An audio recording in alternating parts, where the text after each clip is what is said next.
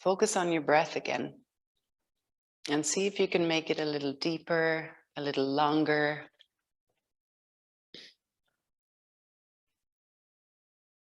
And if you make sure that your exhale is really total and complete, the inhale that follows can be so much more useful, nourishing, and deep. So it's almost as if the exhale is a preparation for the inhale. And the inhale is a preparation for the exhale. As you improve the quality of one, there's an automatic raising in the standard of the other.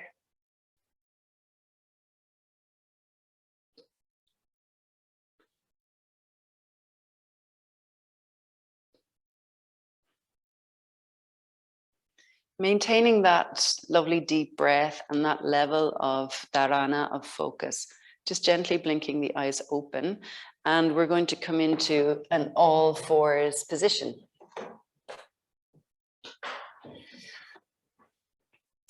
Let the knees come almost to touch, but not quite. And then it's your call whether you want to keep your toes pointed or tucked under. Just find what suits your body best at this point. So as you look back to your knees, they're nearly touching. So the thighs aren't parallel, they're kind of tapering downwards. Now from there, keep your bum directly over your knees. Don't move your pelvis at all and start to walk your hands forwards. And let your head and your chest start to descend, but without moving your bum forwards or back. If your head can reach the floor, then let it, but don't make that your priority. Keep the thighs directly kind of upright so your bum isn't falling forwards or back, and keep your arms super straight and let your breath flow nice and deeply. Mary, bring your bum back so it's still over your knees. Even more. Yeah, that's it. Good. Those of you who have the mobility, maybe let the chin come to the floor as the chest descends also. Keeping the elbows nice and straight. So if your elbows are on the ground, straighten them so they lift. If you've got the flexibility in the shoulders and your elbows can be on the ground while your arms are straight, that's fine too. Spread the fingers wide, treat the hands as if you're in downward facing dog. It's tough on the shoulders, so don't force anything.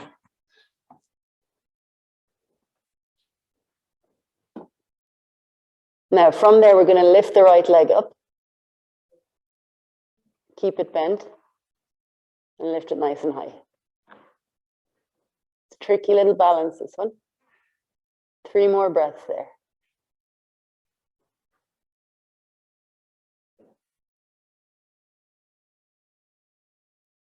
Taking the right knee down, lifting the left leg up if you can. Try to sustain the balance. Both hands equally grounded, both arms equally straight. Keep your breath steady.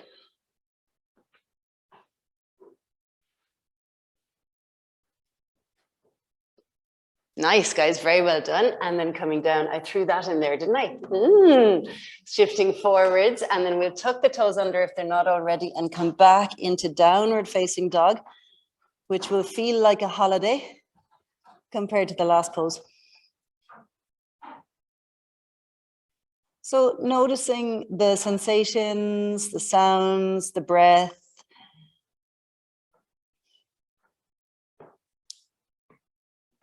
I always find it nice to come into a posture that we're really used to after doing a new one. It just brings balance. Notice the breath. Stay as present as possible.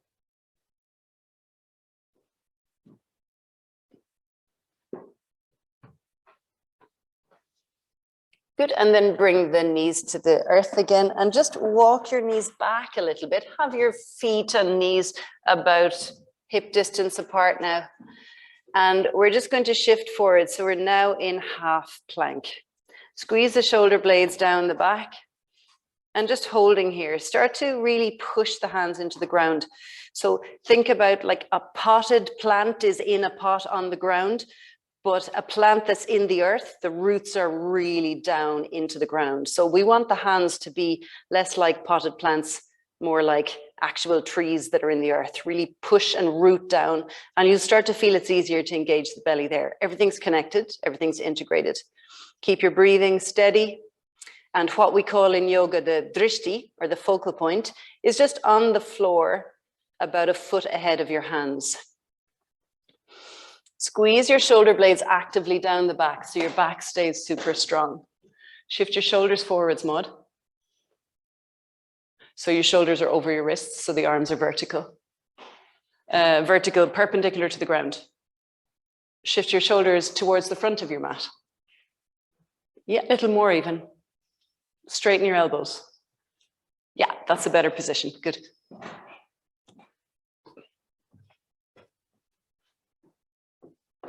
So from here, we're going to bend the elbows and just hover the chest over the thumbs. Good. Nice, guys. Strong. And then we're going to pull forwards into cobra. So let your hips come to the earth. Slide your hands back a little bit. Keep your legs really straight and strong. Hands are nice and light.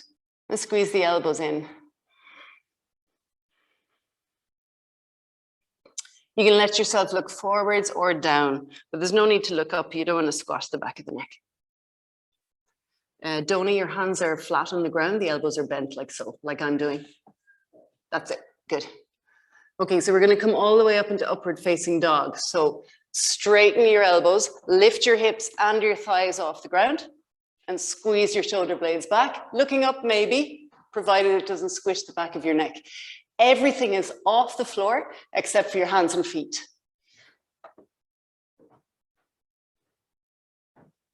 And then rolling over the toes one at a time if you want to, 1 foot at a time, I mean, or both, and then into downward facing dog. So again, the knees can be bent. You can find your own context of downward dog. You can be quite a long distance between hands and feet or shorter. Find what's right for you. Let the head just drop so your neck is free.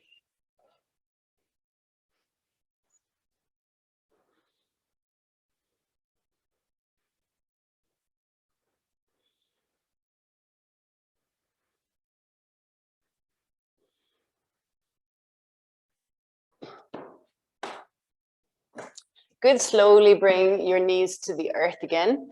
And then we'll do that same sequence, but we'll spend less time in half plank. So just allow your arms to be vertical. Shift forwards so the shoulders are over the wrists. And then slowly bend the elbows. See if you can get the chest down to the floor before your belly.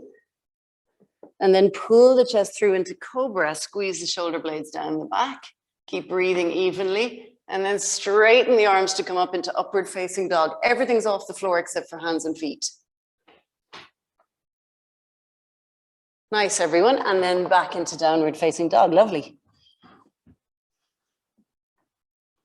So there's a lot of information, there's a lot of coordination, and of course there's physical challenge going on. So when all that stuff happens, tendency is to sort of forget about the breath. So if you lost the breath a little bit, just come back into finding it again, making it even and smooth.